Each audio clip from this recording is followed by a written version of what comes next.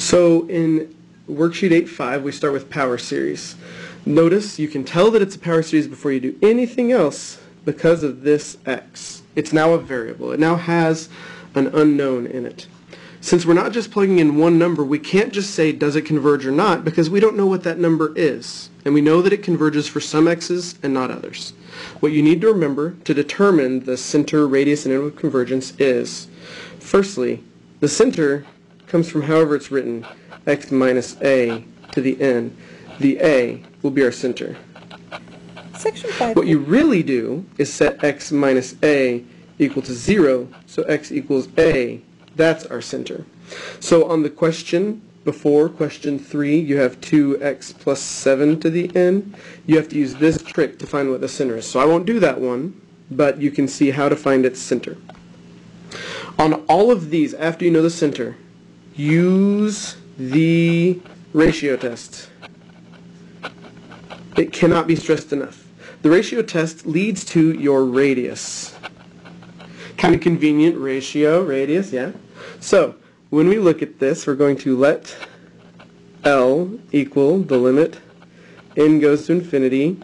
We've got absolute values. We've got a fraction on top, x minus 4 to the n plus 1.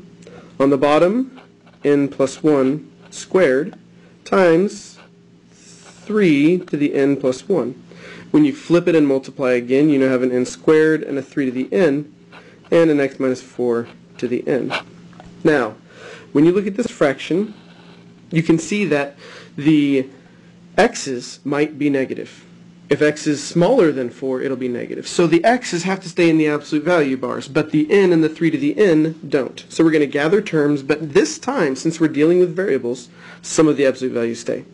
So this is the limit as n goes to infinity of, let's compare our 3 to the n over 3 to the n plus 1.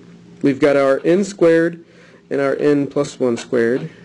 And we've got our x minus 4 to the n plus 1 over x minus 4 to the n. This part stays in parentheses, or in absolute values. This part does not. We simplify, that's the limit as n goes to infinity. All the 3's on top disappear, so you have n squared over 3 times n plus 1 squared. We could distribute the bottom, we could FOIL it out, but it won't help us. On the right side, when you simplify, you just get an x minus 4 on top, and you should always get a term, kind of like that. So we want to see this limit. Notice what's changing. This sentence says, what is the limit as n goes to infinity? That n has absolutely nothing to do with that x. So that x is not changing our limit. So as n goes to infinity, what happens to this sequence? N squared over 3 times n plus 1 squared. We could use a similar trick to before. We could look at leading terms. We could do whatever you want. And you see that this is going to be a 1/3.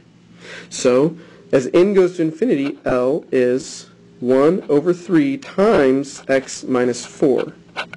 Okay, the x minus 4 didn't change. It just hung around like a constant term because it was not an n, so it's remaining constant. We're using the ratio test, so what is the next thing you do? You compare it to 1. I want to force this to be less than 1. I'm curious, when does that happen? When is it less than 1? And now it's an algebra question from way back when. So I'm going to multiply both sides by 3 to get x minus 4 is less than 3. You may remember this from an algebra class. This has a geometric meaning. It means all x's within distance 3 of the number 4. On the number line, it's a 4 in the center, and it says go left 3 and right 3, so to a 1 and a 7. You can remember that or not. If you don't remember that, then you would rewrite this equation as negative 3 is less than x minus 4 is less than positive 3. And then you add 4 to all 3 terms. So you get 1 is less than x is less than 7. Hey, it's the same guy. But still, this was the radius of this circle that we've drawn. That's why radius